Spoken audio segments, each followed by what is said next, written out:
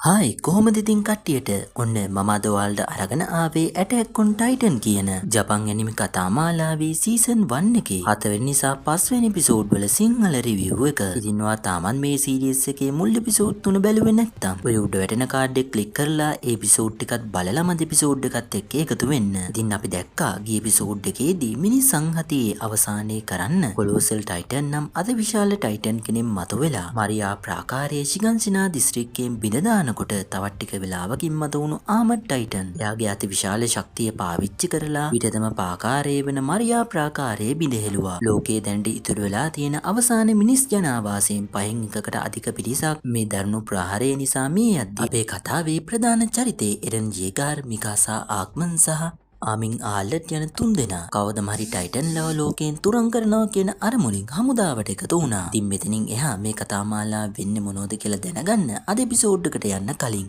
අපේ channel එකට අලුත් තාමත් channel එක subscribe නොකරපු කෙනෙක් නම් ඔයා channel එකත් subscribe කරන්න. එහෙමනම් අපි මුලින්ම බලමු 4 වෙනි එපිසෝඩ් එක.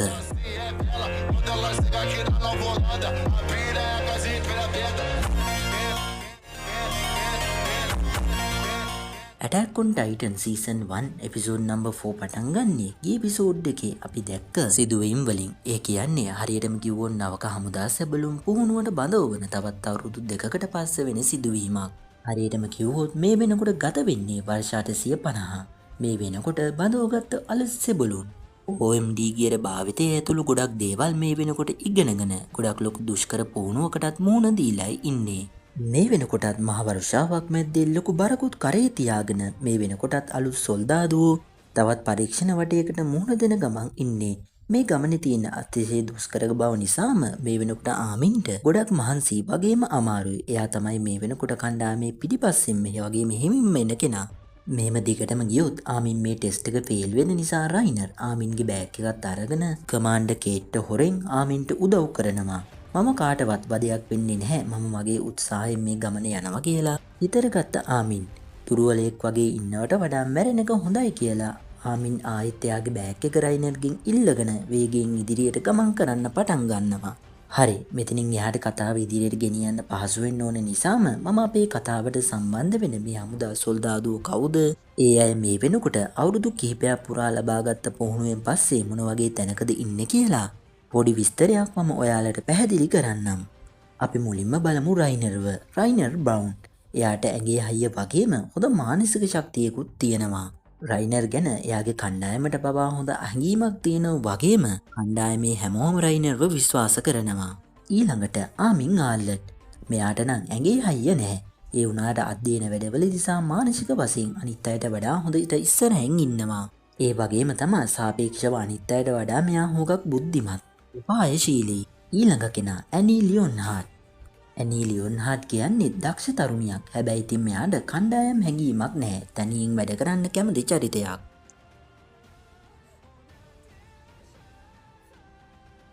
ඊළඟ කෙනා ජාන් ක්‍රිස්ටීන්. මට දෙයක් කියන්න අමතකුණානේ. කොහොම හරි ඉතින් ගිය එපිසෝඩ් එකේදී මම මේ ජාන්ගේ නම වැරදියට තමයි ලියාගෙන තියෙන්නේ.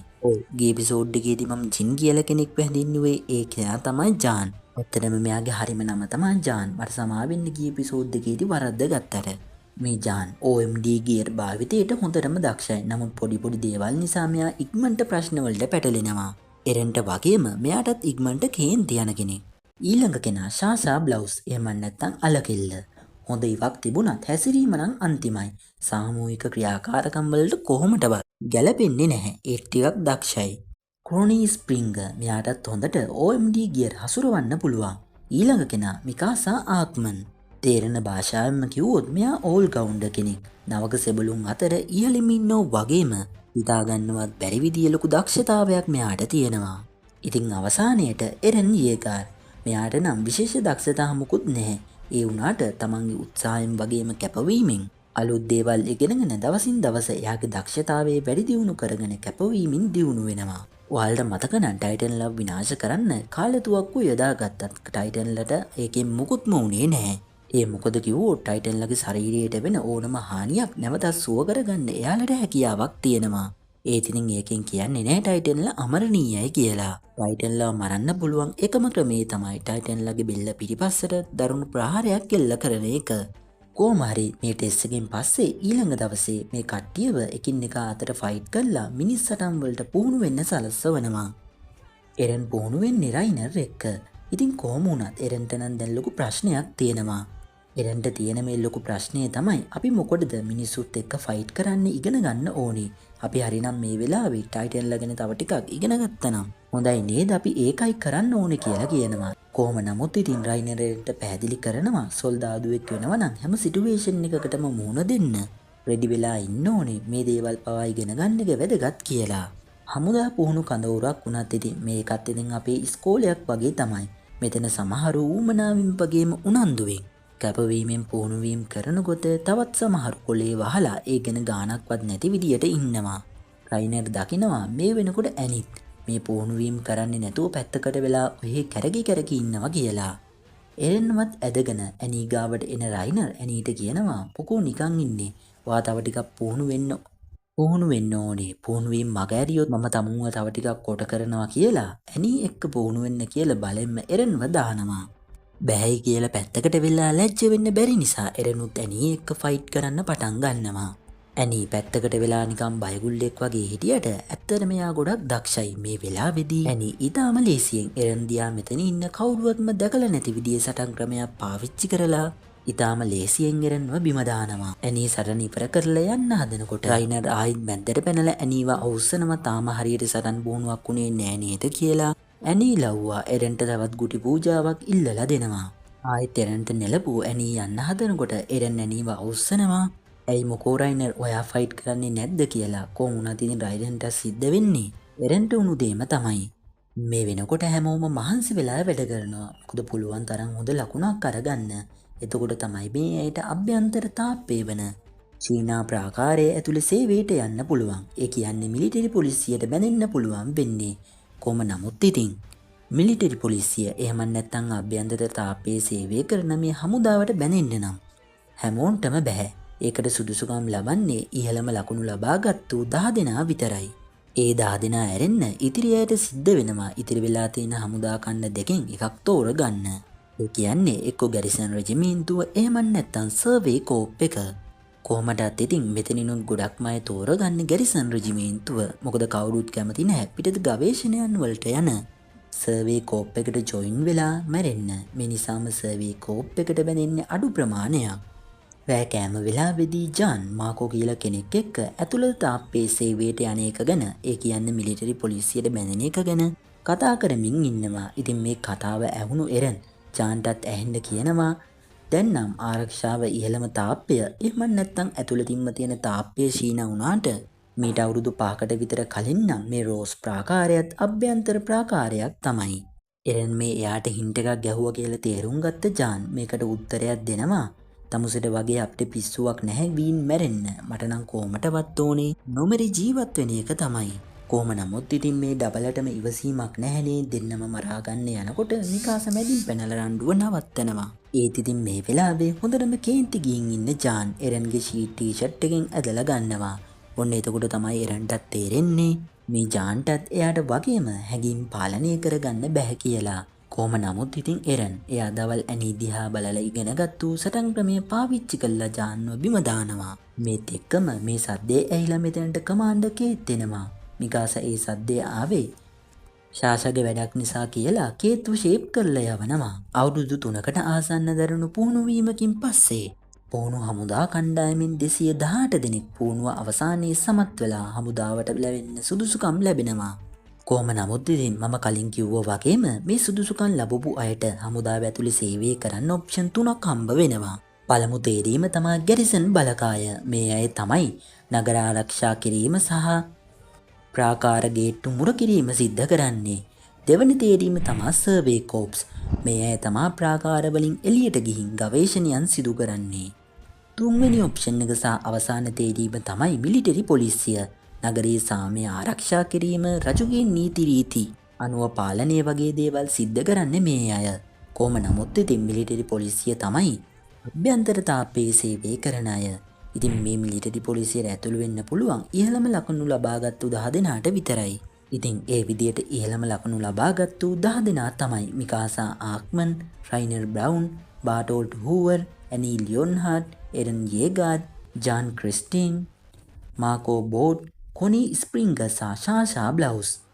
හැමෝම රෑ කෑමේදී ඒ අය හමුදාවට තේරුණු සතුට සමරනවා. එරන් පළවෙනි 10 දෙනා අතර හිටියත් එරන්ගේ අදහස වෙන්නේ සර්වේ කෝප් එකට බැඳෙන එකයි. ඉතින් කෙනෙක් එරන්ගෙන් අහනවා ඔයාට පිස්සුද මිලිටරි පොලිසියට යන්න පුළුවන්කම තියෙද්දිත් ඇයි ඔයා සර්වේ කෝප් එකට යන්නේ? මිනිස්සුන් අපිට ටයිටන්ලත් එක්ක සටන් කරලා දිනන්න බෑ. අනිත් අයට ඇහෙන්න මේකට උත්තර දෙන එරන් කියනවා. ඔව්. කලින් වතාවෙනම් අපිට ටයිටන්ලත් එක්ක හැරෙන්නවත් පුළුවන් වුණේ නැහැ. ඒත් දැන් එහෙම නෙමෙයි. මිනිස්සුන් අපිට දැන් ඉස්සරට වඩා ටයිටන්ලා ගැන තොරතුරු තියෙනවා. සර්වේ කෝප් එකේ අය කරන සටන් වලින් ඇහැට පෙනෙන තරම් ලොකු වෙනසක් නොතිබුණත් එයාලා කරපු හැම සටනකින්ම ඉතාමත් පුංචි හරි තොරතුරක් අපි ටයිටන්ලා ගැන දැනගත්තා. එයාලා පූජා කරපු ජීවිත දහස් ගාණක් අපිට අපද දාන්න බෑ. මම අනිවාර්යයෙන්ම සර්වේ කෝප් එකට බැඳෙනවමයි. ටයිටන්ලා අපේ ගේ ඉස්සරහටම ඇවිත් අපිව කාලා දානකන් නිකන් බලාගෙන ඉන්නවද කියලා එරන් මම නම් මේ ප්‍රාකාරවල හිරකාරයෙක් වෙන්නේ නැහැ කියලා මෙතනින් යනවා. එරන්ගේ කතාව අහගෙන ඉඳපු ජාන් එයාටම කියාගන්නවා තමුසේ ඕනම දෙයක් කරගන්නවා මම නම් බැඳෙන්නේ මිලිටරි පොලිසියටම තමයි කියලා. එරන් වාඩි වෙලා ඉන්න තැනට මිකාසා සහ ආමින් එනවා. ආමිනුත් කියනවා මමත් සර්වේ කෝප් එකට බැඳෙන්න කැමතියි කියලා. මේකෙන් එරන් පුදුම වෙනකොට මිකාසත් කියනවා මමත් එරන් එක්කම එයා ජොයින් වෙන ඕනම හමුදාවකට එකතු වෙනවා කියලා. මොකද මිකාසා දන්නවා එයා නැති ඕනම තැනකදී එරන් මෝඩෙක් වගේ මැරුම් කනවා කියලා. අන්න ඒ නිසා තමයි මිකාසා එරන් එක්ක යන ඕනම තැනකට යන්න කැමති. මොකද මිකාසා කැමති නැහැ එයාට හිතු වෙලා ඉන්න අවසාන පවුලත් ආයිත් නැති කරගන්න. පව්වෙනිදා එරන් ඇතුළු කට්ටිය දකිනවා සර්වේ කෝප් එකේ කමාන්ඩර් එර්වින්, වයිස් කැප්ටන් ලීවයි ඇතුළු පිරිස ගමන් කරනවා. දැන් නම් එරන් පුංචි කාලේ වගේ නෙමෙයි. ඉස්සරට වඩා මිනිස්සු දැන් සර්වේ කෝප් එකට කැමති. විශේෂයෙන්ම සර්වේ කෝප් එකේ බලවත්ම නිලධාරියා ලීවයිට. මේ වෙනකොට හාන්ස් තමයි ගැරිසන් එකේ කැප්ටන්. ඉතින් එයාත් එරන් ළඟට ඇවිල්ලා එයාට සුබ පතනවා. මේ ගත වුණු පහුගිය අවුරුදු 5න් පස්සේ මේ වෙනකොට කලින්ට වඩා කාලතුවක්කු දියුණු වෙලා. කට්ටියම තාප්පුඩ රඳවලා තියෙන කාලතුවක්කු පිරිසිදු කරමින් ඉන්නකොට කොනි ඒ වගේම කලින් දවසේ සර්වේ කෝප් එකට ජොයින් වෙනවා කිව්ව එක මෝඩකමක් කියලා අදහස් කරපු තෝමස් ඇතුළු තවත් කිහිප දෙනෙක්ම එරන්ගේ කතාවෙන් පස්සේ එයාලගේ තීරණය වෙනස් කරලා සර්වේ කෝප් එකට බැඳෙන්න කැමති වෙලා තියෙනවා. ඔන්න ඉතින් මේ සතුට සමරන්න ඕනි කියලා ශාෂා එයා කෑම ගබඩාවෙන් උස්සපු මස් වගේක් කට්ටියට පෙන්නලා කියනවා එහෙමනම් ඉතින් මේ සතුට සමරන්න අපි මේක බෙදාගෙන කමු කියලා. ශාෂා අපි මේවා පස්සේ ගමු කියලා හංගනකොට අනිත් අය නම් ශාසට බයිනවා කරුණාකරලා ඕක ගිහින් ආයෙත් තිබ්බ තැනින්ම තියන්න කියලා. මොකද පහුගිය කාලේ සිද්ධ වුණු මරියා තාප්පේ බිඳ වැටීමෙන් පස්සේ මස් කියන්නේ මිලාදික ආහාරයක් බවට පත් වෙලා. ආයිත් මේ අය වැඩට බැස්සම එරන් පහළ තියෙන මිනිස් ජනාවාසය දිහා බලාගෙන හිතනවා මිනිස්සු ආයිත් එයාලට නැතිවුණු එයාලගේ තැන ගෞරවය හදාගනිමිනුයි ඉන්නේ. මිනිස්සු දිනන විප්ලවය පටන් ගන්නයි යන්නේ කියලා. හිතනකොටම ඉන්න මේත් එක්කම විශාල කහපාට අකුණක් එක්ක කොලෝසල් ටයිටන් නැවත වතාවක් මතුවෙනවා. එක පහරින්ම එක ෂණයකින්ම මතුවුණු කොලෝසල් ටයිටන්ගේ අති විශාල ශරීරයෙන් පිටවෙන උමාල ධාරාව නිසා තාප්පේ උඩ වැඩ කරමින් ඉඳපු කට්ටිය ඈතට විසිවිලා යනකොට OMD ගියර් පාවිච්චි කළා කට්ටියට බේරෙන්න පුළුවන් වුණා. දැන් හැමෝටම හිතාගන්න බෑ එකපාරටම මොකද්ද මේ උනේ කියලා. කොලෝසල් ටයිටන් මේ කට්ටියව බලලා හායි කියලා යන්න ආපු ගමනක් නෙමෙයිනේ මේක. එයා මේ වතාවෙත් නිකමට බලලා යන්න ඇවිත් නෙමෙයි. මේ සැරෙත් කොලෝසල් ටයිටන් එනල්ලා දැන් මේ පිටිසුතු කරමින් ඉන්නපු මේ තාප්පේ මේ ස්ථානයේ බිඳ හෙලනවා. එරන් ලොකු කේන්තියකින් අද තමයි තමුසගේ අවසානයේ කියලා කොලෝසල් ටයිටන්ව මරන්න යද්දී අද එපිසෝඩ් එකත් මෙතනින් ඉවර වෙනවා. කොලෝසල් ටයිටන් කලින් වතාව වගේම මේ වතාවෙත් රෝස් ප්‍රාකාරයේ නිර්මුක පීටලා තියෙන ටොස් දිස්ත්‍රික්කය ළඟින් මතුවෙලා තාප්පේ බිඳ හෙලනවා. මේත් එක්කම එරන් කොලෝසල් ටයිටන්ව මරන්න කියලා OMD ගියර් එකෙන් කොලෝසල් ටයිටන් පැත්තට යද්දී කොලෝසල් ටයිටන් හමුදාව වැඩි දියුණු කළා නිර්මාණය කරලා උගුල් විදියට අටවලා තියෙන කාලතුවක්කු ටික සම්පූර්ණයෙන්ම විනාශ කරලා දානවා. මේක දකින්න එරන්ට සැක හිතෙනවා සාමාන්‍ය ටයිටන්ලට බුද්ධියක් නැහැ. ඒතින් කොලෝසල් ටයිටන් කොහොමද හරියටම ඉලක්ක කරලා මේ කාලතුවක්කු විනාශ කරේ කියලා. ඒ කියන්නේ කොලෝසල් ටයිටන්ට බුද්ධිය තියෙනවද? කොහොම නමුත් එරන් OMD ගියරකින් කොලෝසල් ටයිටන්ගේ බෙල්ල ටාගට් කරලා මරන්න එනකොටම එකපාරටම විශාල හුමාල ධාරාවක් කොලෝසල් ටයිටන් යාගේ ඇඟින් පිට කරන්න පටන් ගන්නවා. එරන් මේ උමාලේ අතුරින් OMD ගියර එක හරහා කොලෝසල් ටයිටන්ගේ බෙල්ලට ප්‍රහාරය එල්ල කරන්න යනකොට උමාල ධාරාවෙන් නොපෙනී ගියපු අර විශාල කොලෝසල් ටයිටන් දැන් අතුරුදහන්. එරන්ට කොලෝසල් ටයිටන්ව මගැරුණා. කොහොම නමුත් ඉතින් කොලෝසල් ටයිටන් නම් එයාගේ වැඩේ කරලා ඉවරයි. මේ වෙනකොටත් මීටර් 8කටත් වඩා උස මනුස්සයින්ට ලේසියෙන් වහන්න බැරි විදිහේ අති විශාල සිදුරක් රෝස් ප්‍රාකාරයේ නිරුමක පිහිටලා තියෙන ටොස් දිස්ත්‍රික්කයේ ඇති වෙලා. ප්‍රාකාරයේ බිඳ වැටුණත් එක්කම සියලු හමුදා නිලධාරීන්ව ප්‍රධාන මූලස්ථානයට කැඳවෙනවා. හමුදාව ඉතා ඉක්මනට ටොස් දිස්ත්‍රික්කයේ වැසියන්ව ප්‍රධාන ප්‍රාකාරයේ වෙන රෝස් වෙද ඇතුළු කරව ගන්න පටන් ගන්නවා. අනිත් පැත්තට තාප්පේ සිදුරුණු තැන ආරක්ෂාව තර කරලා කාලතුවක්කු සහ උගුල් මේ වෙනකොට අටවලත් ඉවරයි. ඔව් කලින් වතාව වගේ නෙමෙයි. මේ වතාවේ දන් කල්තියාම සූදානමත් තිබුණු නිසා තාප්පේ සිදුරුණු තැනින් ටොස් දිස්ත්‍රික්කයට ඇතුළු වෙන්න එන ටයිටන්ලව සෑහෙන දුරට තාප්පෙන් ඈත් කරලා තියාගන්න හමුදාවන්ට පුළුවන් වෙනවා. කොහොම නමුත් ඉතින් හමුදාවන්ට එයාලා මේ කරන සටනට අලුත් සෙබළුන්වත් යොදාගන්න සිද්ධ වෙනවා. මේ වෙනකොට ආමිනුත් බයෙන් ඉන්නේ. මොකද ප්‍රාකාරයේ ඇතිවුණු සිදුර මීටර් 8කටත් වඩා විශාලයි. මේ වගේ සිදුරක් වහලා දාන එක මිනිස්සුන්ට කරන්න බැරි වැඩක්. ඒ විතරක් නෙමෙයි. මේ සිදුර වහලා නොදැම්මත් මිනිස්සුන්ට රෝස් ප්‍රාකාරයේ නෙළුමක පිහිටලා තියෙන ටොස් දිස්ත්‍රික්කය අතහැරලා දාන්න සිද්ධ වෙනවා. ඒ කියන්නේ ඍජුවම ටයිටන්ලගේ ඊළඟ ඉලක්කය බවට රෝස් ප්‍රාකාරයේ සිද්ධ වෙනවා. නිකන් හරි කලින් වතාවේ වගේ මේ වතාවෙත් ආමඩ් ටයිටන් ආවොත් ඊළඟට කෙලින්ම බිඳෙලන්නේ රෝස් ප්‍රාකාරයයි. එතනින් කට් කරලා ඊළඟට අපිට පෙන්වන්නේ කමාන්ඩර් පික්සිස්ව. මෙයා තමයි මුළු දකුණු පළාතම පාලනය කරන ගැරිසන් රෙජිමේන්තුවේ කමාන්ඩර්. පික්සිස් මේ වෙනකොට ඉන්නේ ලොකු ධනවතෙක් එක්ක ඒ පෝසත් මිනිස්සයාගේ ගෙදරට වෙලා. මේ වෙලාවෙම කමාන්ඩර් පික්සිස්ට පණිවිඩයක් ලැබෙනවා ටොස් දිස්ත්‍රික්කයෙන් කොලෝසල් ටයිටන් ප්‍රාකාරය සිදුරු කරා කියලා. කමාන්ඩර් පික්සිස් තමන්ගේ රාජකාරිය ඉටු කරන්න යන්න හදනකොට මෙතන ඉන්න මේ පෝසත් මිනිස්සයා පික්සිස්ට කියනවා තමුන් ඔය කොහෙද යන්නේ, කරුණාකරලා මෙතන ඉඳගෙන මාව ආරක්ෂා කරනවා කියලා. ඔය මෝඩ සාමාන්‍ය මිනිස්සුන්ගෙන් වැඩක් නෑ, තමුන් අපිවයි ආරක්ෂා කරන්න ඕනේ කියලා කියනවා. ඒ වුණත් මේ කෙනාගේ වචන ගානකටවත් ගන්නේ නැති පික්සිස් මට තියෙනව සාමාන්‍ය මිනිස්සුන්ව ආරක්ෂා කරන්න, ඔයාට පුළුවන් මෙතෙන්ට වෙලා සැපසේ ඉන්න කියලා. පික්සිස් හමුදාවකට එකතු වෙන්න යනවා. ගැරිසන් බලකාය නවක සෙබළුත් ඇතුළත්ව කණ්ඩායම් 3කට බෙදෙනවා. කිසිම සෙබළෙක්ට පසුබැසීම තහනම්. මේ වෙනකොටත් ගොඩක් අය බය වෙලා ඉන්නේ. ඉතින් ජාන් වද වෙනවා. මොකද එයාට තව එක දවසක් ඉවසන්න පුළුවන් වුණා නම් මිලිටරි පොලිසියේ ආරක්ෂිතව ශීනතාප්පේ ඇතුළේ යාට නිදහස ඉන්න පුළුවන්. ඔව් ඒක හරි. ඒ කියන්නේ දැන් මේ ටයිටන්ලා විරුද්ධව කරන්න යන ශනික සටනට සහභාගී වෙන්නේ ගැරිසන් රෙජිමේන්තුවේ අය සහ නවක පුහුණු සෙබළු විතරයි. මිලිටරි පොලිසිය සැපසේ සුවපහසුව ආරක්ෂිතව මේ වෙනකොටත් ඇතුළු ප්‍රාකාරයේ හෙවත් ශීනවලයි ඉන්නේ. ජාන් මේ කියපු දේවල් ඇහුණු එරන් ජාන්ට ඇහෙන්න උත්තරයක් දෙනවා. අවුරුදු 3ක් තිස්සේ අපි මහාරාන්තික පුහුණුවක් කරලා ඒ මදියට ලොකු කට්ටකුත් කාලා මෙතෙන්ට ආවේ බයේ හැංගෙන්න නෙමෙයි. හෙට වෙනකම් ජීවිතේ බේර ගන්නවා. එතකොට තමුසෙට මිලිටරි පොලිසියට යන්න පුළුවන් නේද කියලා අහනවා. මේ වෙනකොට මිකාසටත් දැන් ලොකු ප්‍රශ්නයක් වෙලා. මොකද ටීම් බෙදෙනකොට මිකාසාව බැටිලා තියෙන්නේ එරන්ගේ ටීම් එකට නෙමෙයි. ඉතින් මිකාස මේ වෙනකොට එරන් ගැන වද වෙන එකමන් ඉන්නේ. කොහොම නමුත් එරන් මිකාසට කියනවා තවා මේ වෙලාව වද වෙන්නේ මම ගැනද, කරුණාකරලා ගිහින් මිනිස්සුන්ව බේරගන්න සටන් කරන්න කියලා. කොහොම නමුත් ඉතින් හමුදාව මේ විදියට ටයිටන්ලට විරුද්ධව ලොකු සටනක් දියත් කරන්න සූදානම් වුණත් ටයිටන්ලා ගැන මිනිස්සු මුකුත්ම දන්නේ නැති තරම් ලෝක ඉතිහාසයේ තුල උනත් ටයිටන්ලා නිර්මාණය උනේ කොහොමද, ඒ අය පෘථුවියට ආවේ කොහොමද කියලා සඳහනක් නැහැ. මිනිස්සුන්ට වඩා ප්‍රමාණයෙන් විශාල ඉතා විශාල ශරීරයක් තියෙන මේ ජීවීන් ලිංගික වශයෙන් ભેදයක් දක්වන්නේ නැහැ. ඒ වගේම මේ අය ප්‍රජනනයක් පෙන්වන්නෙත් නැහැ. ඒ නිසාම ටයිටන්ලා කොහොමද බෝ වෙන්නේ කියන එකත් අභිරහසක්. සාමාන්‍යයෙන් ටයිටන්ලා කරන එකම දේ තමයි සමූල ඝාතනය කරන එක. ඒකත් එයා සමූල ඝාතනය කරන්නේ මිනිස්සුන්ව විතරයි. ඔව් ඒක හරි.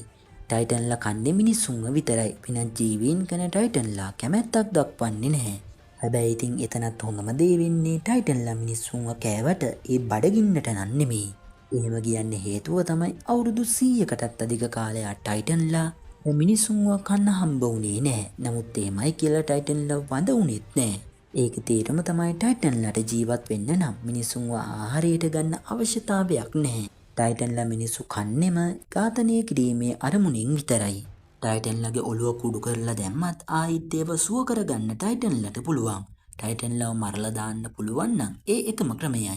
ඒ තමයි ඒ අයගේ බෙල්ල පිටුපසට සැලකිය යුතු තරම විශාල හානියක් කරන එක. බෙල්ල පිටුපසට වෙන විශාල හානියකින් ඒ අය නැවත සුව වෙන්න කලින් මිය යනවා. එරන් ආමින් ඇතුළු පිරිස සටන් බිමට ඇතුළු වෙනවා. මේත් එක්කම මෙතෙන්ට කඩා පාත් වෙන විකෘතික ටයිටන් කෙනෙක් තෝමස්ව කාලා දානවා. එරන් කේන්තියෙන් තොමස්ව මරන්න ආපු ටයිටන්ව මරන්න යද්දී මෙතින් මතුවෙන ටයිටන් කෙනෙක් එරන්ට පහර දෙනවා. මේ ප්‍රහාරයෙන් එරන් දරුණු ලෙස තුවාල ලබලා එක කකුලකුත් අහිමි වෙනවා. ටයිටන්ලාව මරනවා කියලා හිතාගෙන සරන් භූමියට ඇතුළු වුණු එරන්ගේ ටීම් එකේ ගොඩක් අය ක්ෂණිකව කොටින්ම කිව්වොත් මිනිත්තුවක් යන්නත් කලින් මැරෙනවා. ටයිටන් කෙනෙක් ආමින්ව අල්ලගන්න එද්දී ආමින්ව ටයිටන්ට අහුවෙනවා. මේ ටයිටන් ආමින්ම කටට දාගන්නකොට තුවාල වෙලා ඉන්න එරන් මේ දේ දකිනවා. ඇත්තටම එරන් පුංචි කාලෙදී ආමින් තමයි මුලින්ම ප්‍රාකාරවලින් පිටත තියෙන ලෝකය ගැන එරන්ට විස්තර කියලා තියෙන්නේ. මූද වගේ දේවල් ගැන විස්තර කියලා එරන්ව ප්‍රාකාරවලින් පිටතට යන්න පොළොවපු කෙනා තමයි ආමින්. ආමින් මැරෙන්න යනව දැකපු එරන් OMD ගියර් එක පාවිච්චි කරලා අර ටයිටන් ගිලලා දාන්න කලින් ඒ ටයිටන්ගේ කටින් ආමින්ව එළියට ගන්නවා. ඒත් ඉතින් මේ වෙලාවේදී ලොකු දරුණු දෙයක් සිද්ධ වෙනවා. ආමින්ව බේරගත්තත් එරන්ට මේ වෙලාවේදී බේරෙන්න පුළුවන් වෙන්නේ නැහැ. මේ ටයිටන් එරන්ව කාලා දානවා. ඉතින් මෙතනින් අද එපිසෝඩ් එක සහ පාර්ට් එක අවසන්. හරි මට ඔයාලට කියන්න විශේෂ පණිවිඩයක් තියෙනවා. ඇත්තනම ඇටැක් ඔන් ටයිටන් විතරක් නෙමෙයි ඕනම ඇනිමේ එකක් රිවිව් එකකින් එහෙම නැත්නම් රීකැප් එකකින් බලලා එච්චර ලොකු තේරුමක් නැහැ. ඒ නිසා මම ඔයාලගෙන් ඉල්ලනවා ඔයාලට ඩේටා තියෙනවා නම් අනිවාර්යයෙන්ම මේ සීරීස් එක ඩවුන්ලෝඩ් කරලා බලන්න. එහෙම බලලා නොතේරුනොත් අපිත් එක්ක එකතු වෙලා මෙතනිනුත් බලන්න. ඉතින් කාට හරි මේ සීරීස් එක ඩවුන්ලෝඩ් කරන්න ඕනේ නම් අවශ්‍ය ලින්ක් මං ළඟ තියෙනවා. ඒ වගේම බයිස්කෝප් සයිට් එකේ සිංහල සබ්ටයිටලුත් තියෙන නිසා ඔයාලට දන්න භාෂාවෙන්ම බලන්න පුළුවන්. ඔයාලින් කමෙන්ට් එකක් දාන්න මම ඩවුන්ලෝඩ් ලින්ක් දෙන්නම් ඔයාලට. හරි එහෙනම් ඉතින් ඉක්මනටම ඊළඟ පාර්ට් එකකින් හමු වෙමු. එතකන් ඔයාලා ඩවුන්ලෝඩ් කරලා ඊටු එපිසෝඩ් ටික බලලා තියාගන්න. අපේ channel එකත් subscribe කරන්න. එහෙනම් ඉතින් හැමෝටම සුබ දවසක්.